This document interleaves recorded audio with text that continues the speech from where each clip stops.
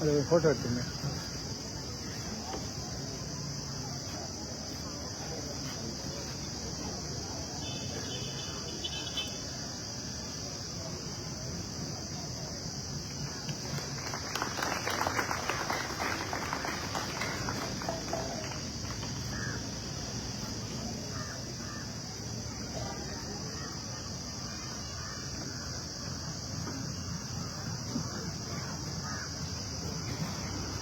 தம்பி எப்படி சொல்கிறீங்களா? செட் பண்ணிட்டு வாப்பா கொஞ்சம்.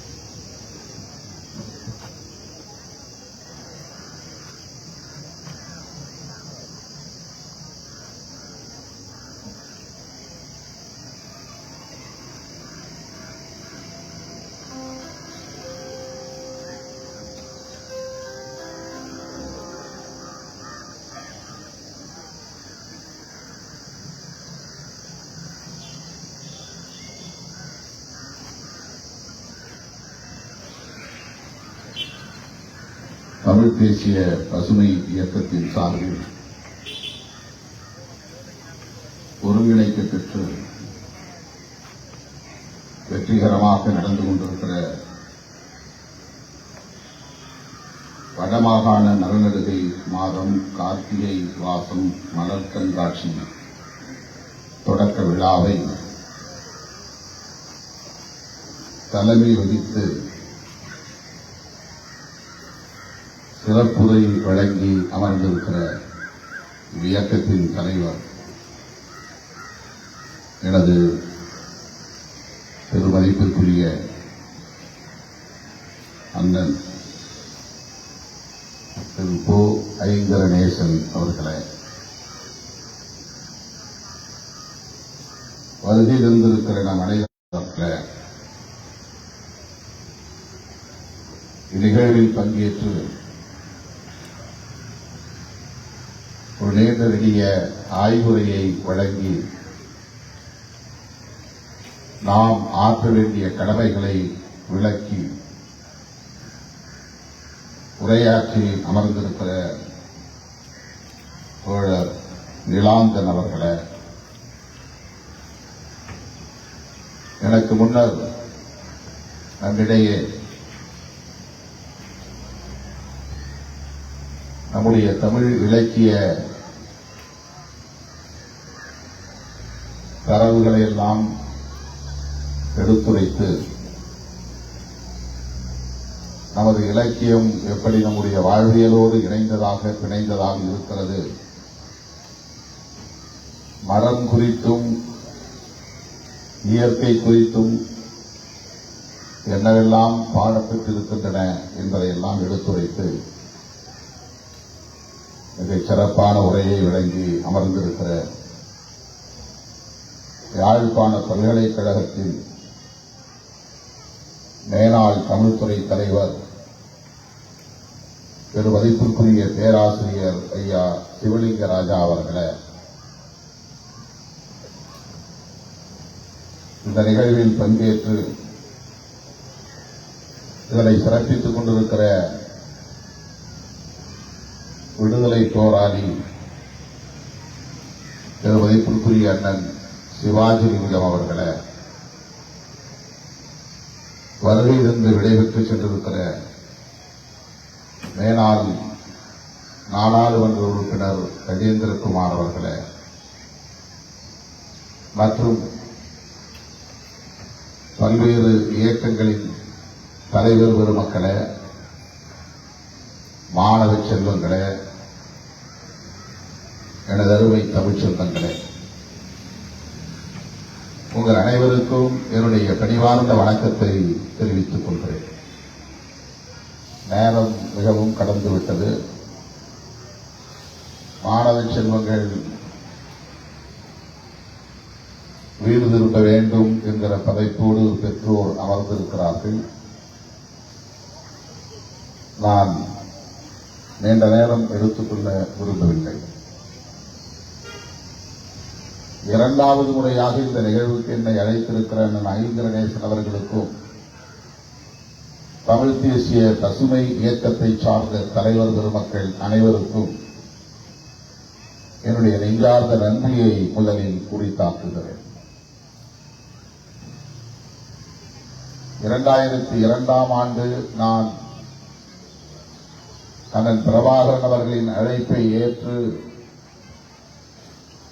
ஈழமண்ணுக்கு வருகை என்ற என்னோடு தொடக்கத்திலிருந்து கடைசி வரையில் இருந்தவர், வழிகாட்டியவர், துணை புரிந்தவர் அண்ணன் ஐங்கரநேசன் அவர்கள்.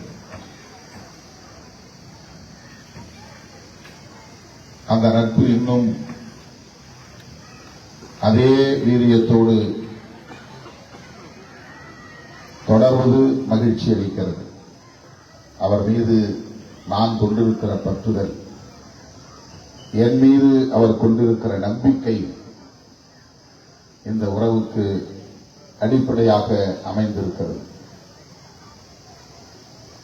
அவருடைய உரையில் என்னை பற்றி சில கருத்துக்களை பதிவு செய்தார். மாணவ பருவத்திலிருந்து நான் தமிழீழம் குறித்து எத்தகைய புரிதலை கொண்டிருந்தேன், ஈடுபாடு கொண்டிருந்தேன், பற்றுதலை கொண்டிருந்தேன், களப்பணிகளை ஆற்றியிருக்கிறேன் என்பதை கோடிட்டு காட்டினார். அண்ணன் பிரபாகரன் அவர்களின் அன்புக்கு பாத்திரமானவனாகவும் இருந்தேன் என்பதை ஒரு சாட்சியமாக நின்று இங்கே எடுத்துரைத்தார். அதற்காகவும் அண்ணன் ஐங்கரநேசன் அவர்களுக்கு நான் இந்த நேரத்தில் நன்றியை சொல்ல கடமைப்பட்டிருக்கிறேன். 1983 கொழும்பிலே நடைபெற்ற இனக்கொலை, பெருங்கலவரம், கருப்பு ஜூலை என்று இன்றைக்கும் நாம் நினைவு கூர்கிற ஒரு கொடூரம் அரங்கேறிய போது தமிழகத்தில் மாணவர் போராட்டங்கள் வெடித்தன. அந்த போராட்டங்களால் ஈர்க்க பெற்றவன், அதன் மூலம் பொது வாழ்க்கைக்கு வந்தவன் திருமாவளவன் என்பதை பல நிகழ்வுகளில் நான் பதிவு செய்திருக்கிறேன். அப்போது நான் சென்னை பல்கலைக்கழகத்து மாணவன், MA குற்றவியல் துறையில் படித்துக் கொண்டிருந்தேன். எனக்கும் இலக்கிய ஆர்வம் உண்டு, கவிதைகள் படிப்பதிலே ஈடுபாடு உண்டு. அப்படி ஈழத்திலிருந்து வருகை தந்து தமிழகத்திலே களப்பணியாற்றிய தோழர்களோடு மாணவர் அமைப்பிலும் என்னை இணைத்துக் கொண்டு, சோல்ட் என்கிற அமைப்பிலே என்னை இணைத்துக் கொண்டு அவர்களோடு நான் பயணித்திருக்கிறேன், உரையாடி இருக்கிறேன். பிறகு சட்டக்கல்லூரி மாணவனாக இருந்தபோது அண்ணன் பிரபாகரன் அவர்கள் இந்திய அரசை எதிர்த்து நாங்கள் போராடவில்லை, சிங்கள பௌத்த பேரினவாத ஒடுக்குமுறையை எதிர்த்துதான் போராடுகிறோம் என்று சொல்லி எங்களிடமிருந்து பறித்துக் கொண்ட வயர்லெஸ் ஆர்ம்ஸ் என்கிற கருவிகளை எல்லாம் ஒப்படைக்க சொல்லி உண்ணாநிலை அறப்போராட்டத்தை மேற்கொண்ட போது சட்டக்கல்லூரி மாணவர்கள் 10 பேர் திரண்டு போய் அவரை சந்தித்து எங்கள் ஆதரவை வெளிப்படுத்தினோம். அந்த மாணவர்களை திரட்டிச் சென்றவன் என்கிற முறையிலே என்னுடைய ஈடுபாடு அன்றைக்கு வெளிப்பட்டது. எங்களை அடையாளம் கண்டு மாணவர்களாகிய எங்களை தட்டிக் கொடுத்தவர் அண்ணன் பிரபாகரன் அவர்கள். அதுதான் முதல் சந்திப்பு. அதன் பின்னர் நான் ஒரு இயக்க தலைவனாகி ஈழத்தமிழர் பிரச்சனைகளை கிராமங்கள் தோறும் எடுத்துச் செல்லக்கூடிய போராட்டங்களை முன்னெடுத்த போது வன்னிக்காட்டில் இருந்த அண்ணன் அவர்கள் என்னை அடையாளம் கண்டிருக்கிறார் என்பது எனக்கு தெரியாது. 2002ஆம் ஆண்டு ஏற்பட்ட போர் நிறுத்த ஒப்பந்தத்தின் அடிப்படையில் யாழ் மண்ணில் வீரசிங்க மண்டபத்தில் மானுடத்தின் தமிழ்க்கூடல் நிகழ்வை அண்ணன் கவிஞர் புதுவை ரத்தினதுரை அவர்களின் தலைமையில் ஒருங்கிணைத்த போது தமிழகத்திலிருந்து அழைக்கப்பெற்ற 5 பேர்களில் நானும் ஒருவர். புதுவை ரத்தினதுரை அவர்கள் வெளிப்படையாக சொன்னார், உங்கள் பெயரை முன்மொழிந்தவர் அண்ணன் பிரபாகரன் அவர்கள்தான், எங்களுக்கு உங்களை பற்றி எதுவும் தெரியாது என்று சொன்னார். அப்படி அண்ணன் அவர்களால் அடையாளம் காணப்பட்டு இந்த மண்ணுக்கு அழைத்து வரப்பட்டவன் அப்போது எனக்கு அறிமுகமானவர் அண்ணன் ஐங்கரநேசன் அவர்கள். அண்ணன் அவர்களோடு நான் எடுத்துக்கொண்ட புகைப்படங்கள், வீடியோக்கள், அவரோடு உரையாடிய காட்சிகள், உணவருந்திய காட்சிகள் எல்லாவற்றையும் அன்றைக்கு ஊருக்கு எடுத்துச் செல்ல வேண்டாம், அந்த ஆட்சியாளர்கள் பறித்துக் கொள்வார்கள், இங்கேயே இருக்கட்டும் என்று சொன்னார் அண்ணன் பிரபாகரன். அவை அனைத்தையும் அண்ணன் ஐங்கரநேசன் அவரிடத்திலே ஒப்படைத்துவிட்டு நான் போனேன்.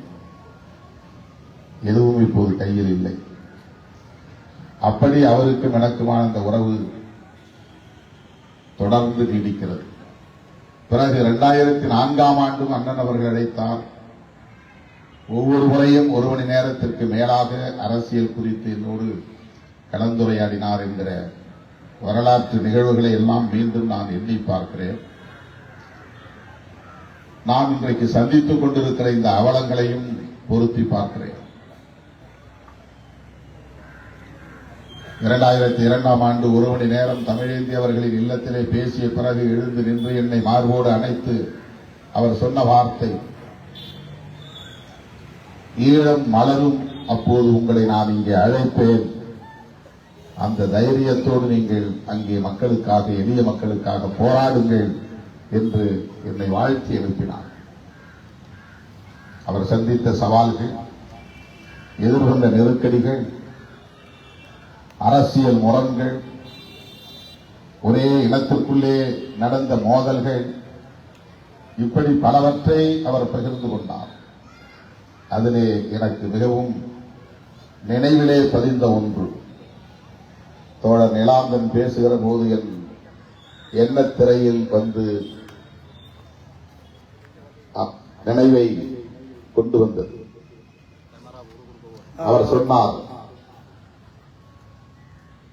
தொகுத்து பார்த்து சொன்னார், முதலில் இந்தியா தலையிட்டது, பிறகு அமெரிக்கா தலையிட்டது, கடைசியில் ஐநா தலையிட்டது. இந்த பிரச்சனையில், இனப்பிரச்சனையில், இதிலிருந்து நமக்கு ஒன்று தெரிகிறது, மூன்றாவதாக ஒரு சக்தி இதில் தலையிட்டே தீர வேண்டும் என்கிற தேவையை நமக்கு கற்பித்திருக்கிறது என்று சொன்னார். அப்போது எனக்கு என்ன நினைவுக்கு வந்தது என்றால், அண்ணன் அவர்களோடு பேசிய போது நான் ஒரு கேள்வியை அவரிடத்திலே எழுப்பினேன். இந்த பிரச்சனையில் நார்வே ஏன் அக்கறை காட்டுகிறது? எரிக் சொல்ஹெய்ம் எதற்காக பேச்சுவார்த்தைக்கு முயற்சிகளை மேற்கொள்கிறார் என்ற கேள்வியை எழுப்பிய போது அண்ணன் அவர்கள் சொன்ன பதில் அப்போது எனக்கு புரியவில்லை.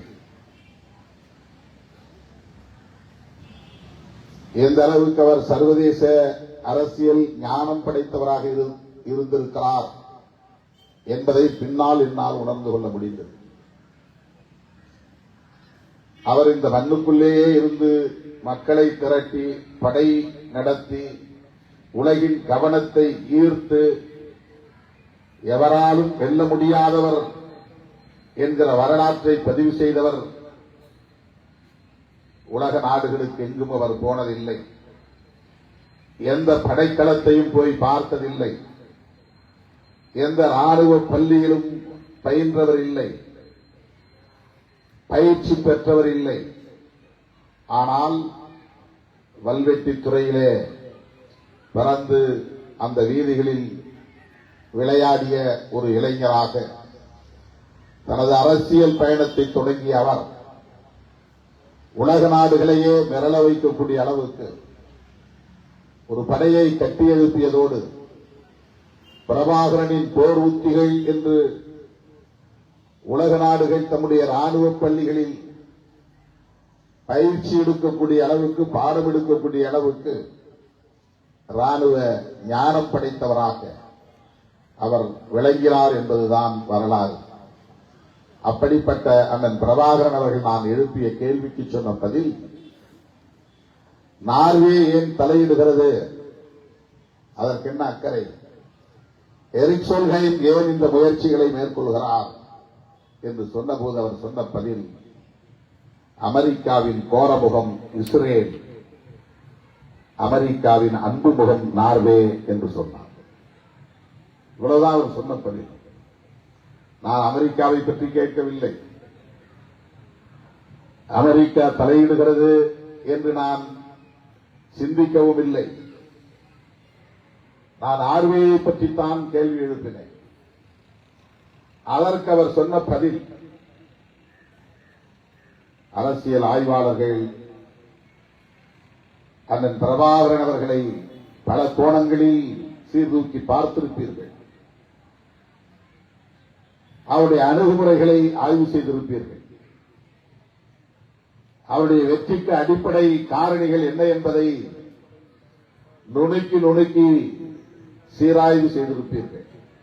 ஆனால் இந்த பதில் எவ்வளவு தொலைநோக்கு பார்வை கொண்டதாக இருக்கிறது, சர்வதேச ஞானம் கொண்டவராக இருக்கிறார். ஒவ்வொரு தேசத்தின் தலையிலும் எதன் பின்னணியில் உள்ளது என்பதை எல்லாம் எப்படி அவர் உணர்ந்திருக்கிறார் என்பதை உணர்த்துகிறது. அமெரிக்கா ஒரு நாட்டை அச்சுறுத்த வேண்டுமானால் தனது கோர முகத்தை காட்டுவதற்கு இஸ்ரேலை பயன்படுத்துகிறது. 2002 அவர் சொன்ன பதிலில் இருந்து நம்மால் அறிய முடிகிறது. இதுதான் அண்ணன் பிரபாகரன்.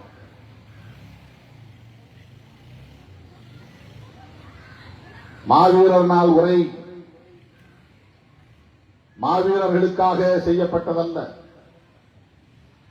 போராடும் போராளிகளுக்காக நிகழ்த்தப்பட்டதல்ல, களத்தில் நிற்கும் தமிழ் சொந்தங்களுக்காக மட்டுமே அவர் பேசிய உரை அல்ல. அவர் என்ன பேசப் போகிறார் என்பதை உலக நாடுகளே அந்த நாளில் காத்திருக்கும். உலக நாடுகளின் கவனத்தை ஈர்க்கக்கூடிய வகையிலே அவருடைய உரை ஒவ்வொரு மாவீரர் நாளில் அமைந்திருக்கிறது. சிங்களவர்கள் மட்டுமல்ல, இந்திய ஆட்சியாளர்கள் மட்டுமல்ல, உலக நாடுகளின் தலைவர்கள் மாவீரர் நாளில் பிரபாகரன் என்ன பேசப் போகிறார் என்பதை ஆவலோடு காத்திருக்கும். ஆண்டில் ஒரே ஒரு முறைதான் பேசுவார், ஒரு ஆண்டில் ஒரே ஒரு முறைதான் பேசுவார். ஒரு நாளைக்கு 10 மேடைகளில் நாம் பேசுகிறோம், ஒரு ஆண்டில் ஆயிரக்கணக்கான மேடைகளில் நாம் பேசுகிறோம். ஆனால் ஒரு தலைவர் ஒரு ஆண்டில் ஒரு முறைதான் பேசுவார். உலக நாடுகள் அவர் என்ன பேசப் போகிறார் என்பதை ஆவலோடு காத்து கிடந்து கவனிக்கும். அப்படி அவர் ஆற்றிய உரைகள் மிக மிக நுட்பமானவை, ஆழமானவை, தொலைநோக்கு பார்வை கொண்டவை. நட்பு சக்திகள் யார், பகை சக்திகள் யார் என்பதை வெளிப்படுத்தக்கூடியவை. அவருடைய உரைகளை மீண்டும் ஒரு முறை நாம் எடுத்து படிக்க வேண்டும். அந்த உரைகளில் எந்த இடத்திலும் அவர் இந்திய அரசை பகை சக்தியாக முன்னிறுத்தவில்லை. பேச்சுவார்த்தைக்கு அழைத்த போதும் சரி, அதற்கு முன்பும் சரி, அதற்கு பின்பும் சரி, IPKF வந்த நிலையிலும் சரி, அதை எதிர்த்து யுத்தம் நடத்திய போதும் சரி, இந்திய அரசை ஈழத் தமிழர்களுக்கு எதிரான ஒரு சக்தி என்று எந்த இடத்திலும் அவர் பதிவு செய்யவில்லை. உணர்ச்சி வயப்பட்டு கூட அவர் அப்படி எந்த இடத்திலும் பேசவில்லை. ஆதங்கப்பட்டு இந்திய அரசு இப்படி எங்களுக்கு துரோகம் செய்யலாமா என்று கூட அவர் பதிவு செய்யவில்லை. அவருக்கு ஒரு புரிதல், உலகத்தில் எத்தனையோ பல நாடுகள் இருந்தாலும் ஏதேனும் ஒரு நாடு நமக்கு ஆதரவு தெரிவித்தால்தான், துணை நின்றால்தான், ஒத்துழைத்தால்தான் நம் நோக்கம் நிறைவேறும் என்கிற போது அப்படி ஒரு நாடு இந்த பூகோள வரைபடத்தில் உண்டு என்றால் அது இந்தியாவாக மட்டும்தான் இருக்க முடியும். இந்தியாவால் மட்டும்தான் முடியும். இந்தியா நம்முடைய நோக்கங்களை ஏற்றுக்கொண்டால்தான், நம்முடைய அரசியலை ஏற்றுக்கொண்டால்தான் அது வெற்றிகரமாக அடுத்த கட்டத்தை நோக்கி நகரும். இது எழுதப்படாத விதி, தவிர்க்க முடியாத விதி. இதை உணர்ந்தவர் அண்ணன் பிரபாகரன் அவர்கள். அவருடைய வயர்லெஸ் ஆர்ம்ஸ் எல்லாம் பிடிக்கிறாங்க. ஐஜி மோகன்தாஸ் சீஸ் பண்றார். உடனே அவர் நான் சாகுவரை உண்ணாவிரத போராட்டம் இந்திரா நகரிலே அவர் தங்கியிருந்த இல்லத்திலே அந்த உண்ணாவிரதத்தை மேற்கொள்கிறார். எம்ஜிஆர் ஊட்டியிலே மலர் கண்காட்சி தொடங்கி வைக்கிற நிகழ்ச்சியில் பங்கேற்பதற்காக போய்விட்டார். அப்போது ஒட்டுமொத்த தமிழ் நாட்டின் காவல்துறை தலைவராக இருந்தவர் ஐஜி, இப்போதுதான் டிஜிபி, அப்போது ஐஜி மோகன்தாஸ். இந்த உண்ணாவிரத போராட்டம் தெரிந்தவுடன் நாங்கள் ஓடோடி போய் அவருக்கு ஆதரவு தெரிவித்து முழக்கங்களை எழுப்பினோம் அந்த இல்லத்தின் வாசலில். ஐயா வீரமணி அவர்களும் மருத்துவமனையில் இருந்து ஓடோடி வந்தார் அங்கே இல்லத்திற்கு. நாங்கள் வந்ததை பார்த்து வெளியே வந்து அண்ணன் பேசும்போது சொன்னார், அவருடைய மொழியில் அவர் நிறுத்தி நிறுத்தி பேசியது இன்னும் எனக்கு நினைவில் இருக்கிறது, பசுமையாக இருக்கிறது. அவர் சொன்ன வார்த்தை, நாங்கள் இந்திய அரசை ஒருபோதும் எதிர்ப்பதில்லை, எங்கள் துப்பாக்கி துவக்குகள் இந்திய அரசுக்கு எதிராக நாங்கள் பிடிக்கவில்லை, சிங்கள பௌத்த பேரினவாத அரசுக்கு எதிராகத்தான் நாங்கள் பிடிக்கிறோம். இதை முதலில் இந்த அரசு புரிந்து கொள்ள வேண்டும். அதே நிலைப்பாடுதான் தோழர்களே கடைசி வரையில் அவருடைய உரைகளில் நமக்கு தெரிகிறது. மாவீரர் நாள் உரையில இந்திய அரசை ஒரு பகை சக்தியாக நிறுத்தாமல் அவர் உத்திகளை கையாண்டார் என்பது ஒரு செய்தி, மிக முக்கியமான செய்தி. இன்னொரு செய்தி நான் பல மேடைகளில் பதிவு செய்திருக்கிறேன், இங்கேயும் சொல்ல வேண்டியது என்னுடைய கடமை என்று நான் கருதுகிறேன். அது நிலாந்தன் அவர்களின் பேச்சிலிருந்து எனக்கு இந்த உந்துதல் ஏற்பட்டு நான் சொல்லுகிறேன். அண்ணன் பிரபாகரன் அவர்கள் பகைவராக இருக்கிற சிங்களவர்களை அடையாளப்படுத்துகிற போது சிங்கள பௌத்த பேரினவாதிகள் என்றுதான் சொல்லுகிறார். சிங்களம் என்பது மொழியை குறிக்கிறது, பௌத்தம் என்பது மதத்தை குறிக்கிறது, பேரினவாதம் என்பது பெரும்பான்மையாக அவர்கள் இருக்கிறார்கள், நாங்கள் சிறுபான்மையாக இருக்கிறோம். அவர்கள் பெரும்பான்மைவாதத்தை பேரினவாதமாக கையில் எடுக்கிறார்கள். அது வெறும் பெரும்பான்மைவாதமாக இல்லை, பேரினவாதமாக, பெரிய இனம் என்கிற அடிப்படையில் பேரினவாதமாக எங்கள் மீது ஒடுக்குமுறையை செலுத்துகிறார்கள். இதைத்தான் நாங்கள் எதிர்க்கிறோம், இதைத்தான் நாங்கள் எதிர்க்கிறோம்.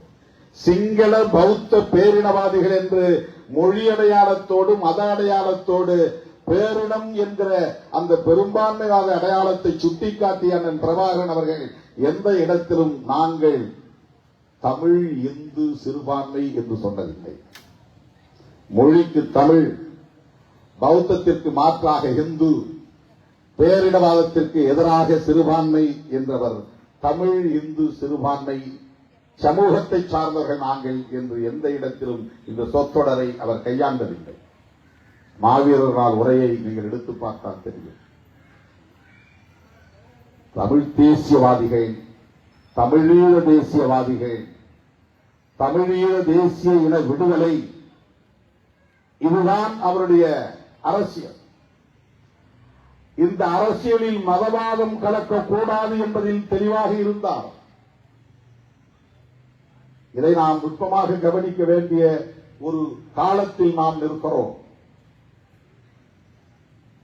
தமிழ் தேசியம் என்பது சாதி மதம் என்கிற அடையாளங்களை கடந்த ஒன்று என்பதில் அவருக்கு ஒரு தெளிவு இருந்தது. அவர் எந்த பெரியார் இயக்கத்திலும் பணியாற்றியவர் இல்லை, எந்த கம்யூனிஸ்ட் இயக்கத்திலும் சேர்ந்து களமாடியவர் இல்லை. ஆனால் அவர் ஒரு செக்யூலர் போர்ஸாக இருக்கிறார். மதசார்பற்ற ஒரு அரசியல் தலைவராக, சாதியை ஒழிக்க வேண்டும் என்கிற அரசியல் தலைவராக, தமிழர்கள் ஒரு தேசிய இனமாக விடுதலை பெற வேண்டும் என்கிற ஒரு விடுதலை போராளியாக, உலகுக்கே வழிகாட்டக்கூடிய ஒரு முன்மாதிரி தலைவராக விளங்குகிறவர் அண்ணன் பிரபாகரன் அவர்கள். அருமை தோழர்களே, இந்த புரிதலில் தான் நாம் ஈழத்தமிழர் சிக்கலை அணுக வேண்டும். அண்ணன் ஐங்கரநேசன் அவர்கள் இங்கே பேசுகிற போது சொன்னார், தமிழ்நாட்டு அரசியலில் தேர்தல் களத்தில் எடுக்கிற முடிவுகளை வைத்துக் கொண்டு நாம் ஒரு நிலைப்பாட்டுக்கு வருவது கூடாது என்று சொன்னார்.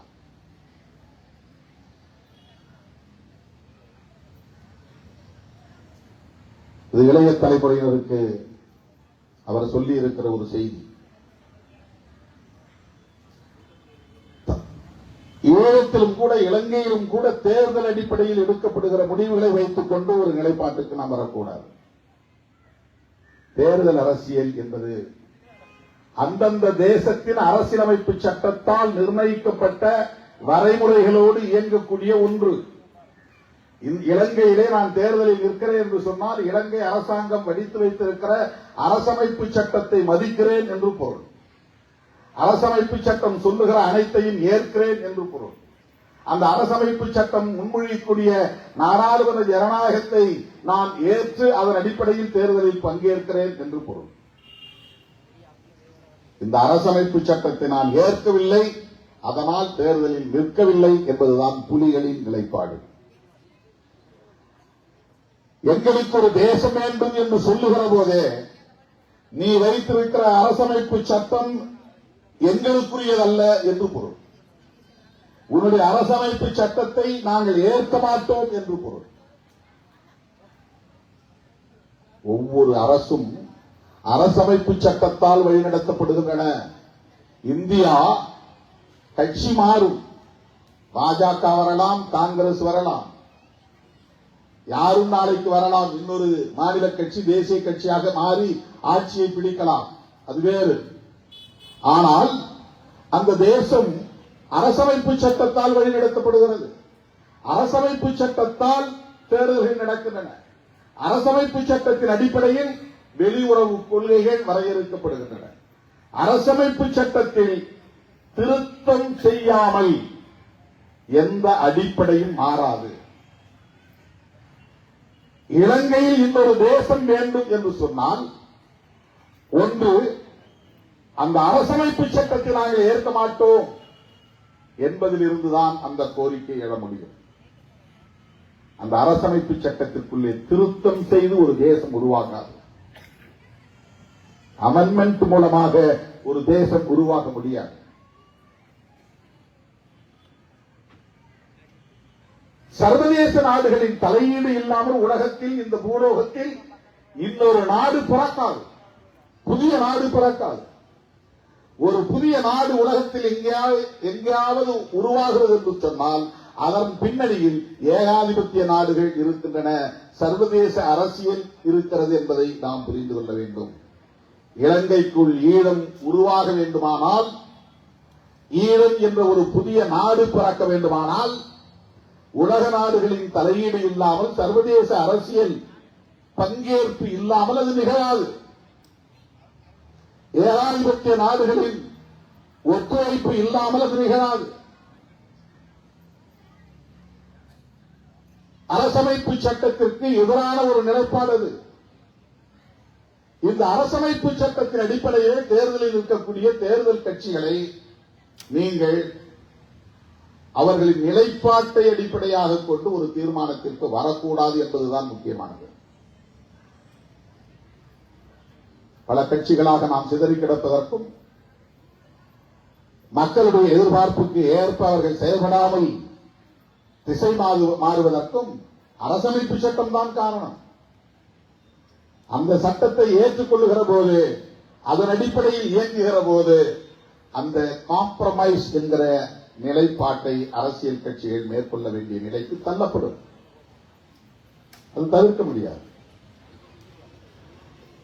ஆனால் எந்த அளவுக்கு ஜனநாயக அடிப்படையிலே நமக்கு அவர்கள் ஆதரவாக இருப்பார்கள் என்பதுதான் முக்கியமானது. அந்த ஆதரவு சக்திகளை ஜனநாயக சக்திகளாக நாம் பார்க்க வேண்டும். நமக்கான ஜனநாயக சக்திகள். அழுதாலும் பிள்ளை அவள்தான் பெற வேண்டும் என்பது பழமொழி. ஈழம் வெல்லும், அதனை காலம் சொல்லும் என்று நாம் சொல்லுகிறோம். அந்த ஈழம் எப்படி வெல்லும், யாரால் வெல்லும், எப்போது வெல்லும், இதை தீர்மானிக்கக்கூடியவர்கள் இந்த மண்ணில் இருப்பவர்கள் தான். தமிழ்நாட்டில் என்ன கொந்தளிப்பு ஏற்பட்டாலும் அது ஈழத்தை விடுவிக்காது. அது உங்கள் கொள்கைக்கும், உங்கள் கோட்பாட்டுக்கும், உங்கள் கோரிக்கைக்கும், உங்கள் போராட்டத்திற்கும் ஒரு துணையாக இருக்கும், அவ்வளவுதான். அதனால்தான் நிலாந்தன் சொன்னார், நாம் இங்கே ஒரு தேசமாக உருப்பெற வேண்டும் என்று சொன்னார். தேசமாக உருப்பெறுவதற்கான அரசியல் தான் தேசிய அரசியல். அதுதான் தேசியவாத அரசியல். தேசம் என்பதில் இருந்துதான் தேசியவாதம் உருவாகிறது. நாம் ஒரு தேசமாக உருப்பெற வேண்டும் என்பதற்கான வாதம் தான் தேசியவாதம். நாம் ஒரு தேசமாக உருவாக வேண்டுமானால் நாடாளுமன்ற ஜனநாயகத்தின் அடிப்படையிலே அது நடக்குமா என்றால் நடக்காது. தேர்தலில் போட்டியிட்டு வெற்றி பெற்ற நாடாளுமன்ற உறுப்பினர்களால் அது நிகழ்த்த முடியுமா என்றால் முடியாது. அரசமைப்பு சட்டத்திலே ஒரு திருத்தத்தை கொண்டு வர வேண்டுமானால் இந்திய அரசமைப்பு சட்டத்தின்படி ஒரு அமெண்ட்மெண்ட் வரணும் அப்படின்னு சொன்னா, ஒரு திருத்தம் கொண்டு வர வேண்டுமானால் 2/3 மெஜாரிட்டி இருக்கணும். மொத்தம் 3 மடங்குல 2 மடங்கு பேர் ஆதரவு தெரிவிக்கணும். 2 மடங்கு பேர் ஆதரவு தெரிவித்தால்தான் அரசமைப்பு சட்டத்திலே கை வைக்க முடியும். 300 பேர் இருக்கிறார்கள் என்றால் 200 பேர் அதற்கு ஆதரவு தெரிவித்து வாக்களிக்க வேண்டும். அப்பதான் ஒரு எழுத்தையாவது மாற்ற முடியும் அரசமைப்பு சட்டத்தில். உலக நாடுகள் முழுவதும் அப்படித்தான் அரசமைப்பு சட்டத்திற்குரிய முக்கியத்துவத்தை வைத்திருக்கிறார்கள். அது இலங்கையிலும் அப்படித்தான் இருக்க முடியும். 13th அமெண்ட்மெண்ட் என்பதை நாம் விமர்சிக்கிறோம், ஒரு புறம் இருக்கட்டும். அந்த அமெண்ட்மெண்டை கொண்டு வருவதற்கு இலங்கை நாடாளுமன்றத்தில் தமிழ் நாடாளுமன்ற உறுப்பினர்கள் கொடுத்த அழுத்தத்தின் விளைவாக உருவாகவில்லை. எந்த காலத்திலும் தமிழ் நாடாளுமன்ற உறுப்பினர்கள் 2/3 மெஜாரிட்டி வர முடியாது. ஆகவே கான்ஸ்டிடியூஷனல் அமெண்ட்மெண்ட், அரசமைப்பு சட்டத்திலே திருத்தம் கொண்டு வருவதற்கு நம்முடைய அரசியல் சக்தி போதாது. நான் இங்கிருந்து போகிற அத்தனை பேரும் முயற்சித்தாலும் கூட அரசமைப்பு சட்டத்திலே திருத்தம் கொண்டு வர முடியாது. அரசமைப்பு சட்டத்திலே திருத்தம் கொண்டு வர வேண்டுமானால் சிங்களம் பேசக்கூடியவனும் சேர்ந்து நமக்கு ஆதரவாக இருந்தால்தான், 2 மடங்கு 3இல் 2 மடங்கு பேர் நமக்கு ஆதரவு தெரிவித்தால்தான் அரசமைப்பு சட்டத்திலே திருத்தம் கொண்டு வர முடியும். ஆனால் 13th அமெண்ட்மெண்ட் என்கிற 13வது அரசமைப்பு சட்ட திருத்தம் நிகழ்ந்தது எதனால் நிகழ்ந்தது என்றால் அவுட் ஆஃப் கம்பல்ஷன், ஒரு நிர்பந்தத்தின் அடிப்படையில். இந்திய அரசின் தலையீட்டில் நாம் போராடினோம் என்பது ஒரு புறம், அவன் பலவீனமாக இருந்தான் என்பது இன்னொரு புறம். இன்னொரு நாடு ஒரு நாட்டின் பிரச்சனையில் தலையீடு செய்கிறது என்று சொன்னால் அதற்கு காரணம் அந்த நாட்டை ஆளக்கூடிய ஆட்சியாளர்கள் பலவீனமாக இருந்தால் மட்டும்தான் தலையீடு செய்ய முடியும். அன்றைக்கு நாம் போராடினோம், அவர்களுக்கு அது தலைவலியாக இருந்தது என்பது மட்டுமே காரணம் இல்லை, சர்வதேச அரசியலும் காரணமாக இருந்தது. அவர் சொன்னதைப் போல அன்றைய அதிபர் ஜெயவர்தனா முதலாளித்துவ நாடுகளின் நண்பராக இருந்தார். அமெரிக்க ஏகாதிபத்தியத்திற்கு ஆதரவாக இருந்தார். இந்தியா அன்றைக்கு ரஷ்ய சார்பு நிலையை எடுத்தது. இந்த சர்வதேச அரசியல் ஒரு காரணமாக இருந்தது. நம்மை இந்திய ஆட்சியாளர்கள் ஒரு துருப்புச்சீட்டாக பயன்படுத்தி சிங்கள ஆட்சியாளர்களை மிரட்டி பணிய வைத்து 13வது அரசமைப்பு சட்ட திருத்தத்தை கொண்டு வந்தார்கள். ஈழத்திலே போராடக்கூடிய போராளிகள் எங்கள் கட்டுப்பாட்டில் இருக்கிறார்கள் என்பதை உணர்த்தக்கூடிய வகையில் அவன் நமது தரப்பாக மாறி ஈழத்தமிழர்களின் தரப்பாக மாறி அந்த ஒப்பந்தத்தை போட்டு அதிலே கையெழுத்திட்டான். அதிலே 2 செய்தி. ஒன்று, ஈழத்தில் போராடக்கூடிய போராளிகள் அத்தனை பேரும் இந்திய அரசின் பேச்சுக்கு கட்டுப்படுவார்கள் என்கிற செய்தி ஒன்று. இலங்கை ஆட்சியாளர்கள் பலவீனமாக இருக்கிறார்கள், அதனால் இந்திய அரசு தலையீடு செய்தது என்பது இன்னொன்று. இன்றைக்கும் இலங்கை ஆட்சியாளர்கள் பலவீனமாகத்தான் இருக்கிறார்கள், யாரும் தலையீடு செய்ய முடியும். அதனால்தான் சீனா ஆக்கிரமிப்பு நிகழ்கிறது.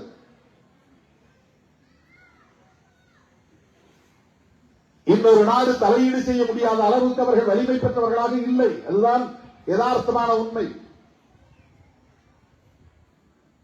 உண்மையில் நம் போராட்டம் வெற்றி பெற்று பல ஆண்டுகள் கடந்துவிட்டன.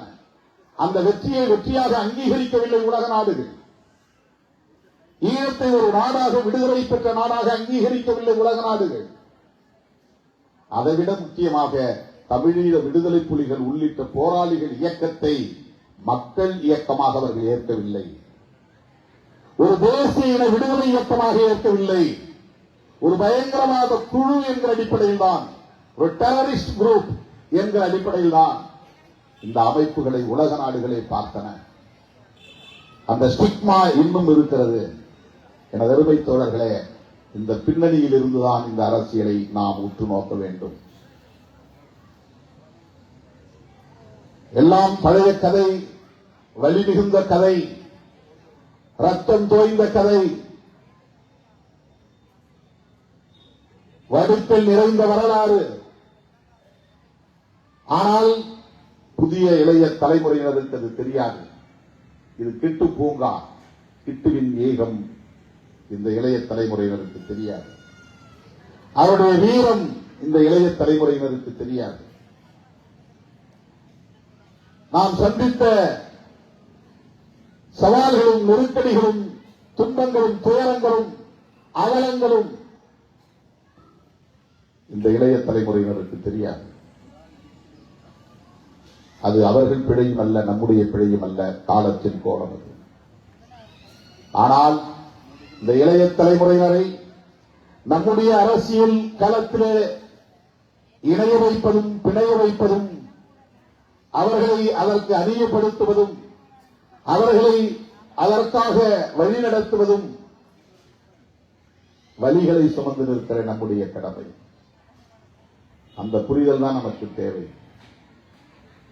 எனது அருமை தோழர்களே, அடுத்து நாம் என்ன செய்ய வேண்டும் என்பதுதான் நாம் முன்னால் இருக்கிற முக்கியமான கேள்வி.